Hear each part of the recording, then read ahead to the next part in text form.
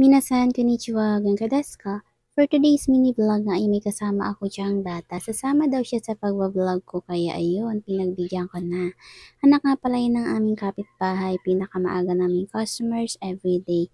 Maririnig niya pa lang yung pagbubukas ng roll up every morning. Ayun, dediretso na agad yan sa tindahan at bibili na daw siya. Since may lulutuin ako today, kaya inilagay ko muna sa kusina. Inasikaso ko pala dyan yung mga customers na bumibili before ako magluto.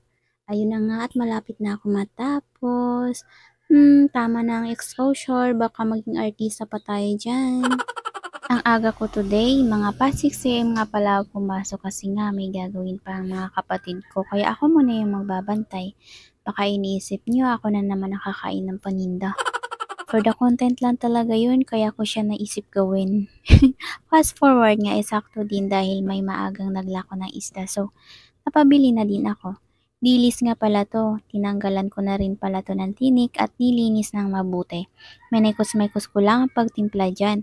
Dahil nga sa nagmamadali, multitasking na yung ginagawa ko dyan. Ang buong akala ko talaga madali lang magtanggal ng tinik na ito. Struggle nga pala sa akin na pagtanggal dahil inabot pa ako ng mga kalahating oras bago matapos. Pero worth it naman. Dahil sabi nga nila, hindi mo matitikman ang sarap sa pagluluto hanggat hindi mo pinaghihirapan yung bawat passion sa mga ginagawa mo. Ay, hugot yarn, isa pa self. Magluto na nga lang tayo kung saan-saan pa napupunta yung pagbo-voice over na to.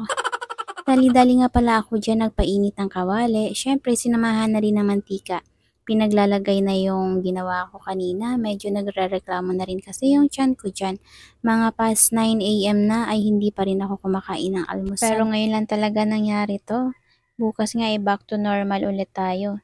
Hindi ko na pala masyado papahabain kaya nga nagkwento na lang ako habang ginagawa to. Kasi nga napakasimple lang naman tong niluluto ko. Kayang-kayang gayahin ng kahit na sino dyan. Yun lang, nawa may natutunan for today's video. Thank you for watching. See you on my next one. Jane!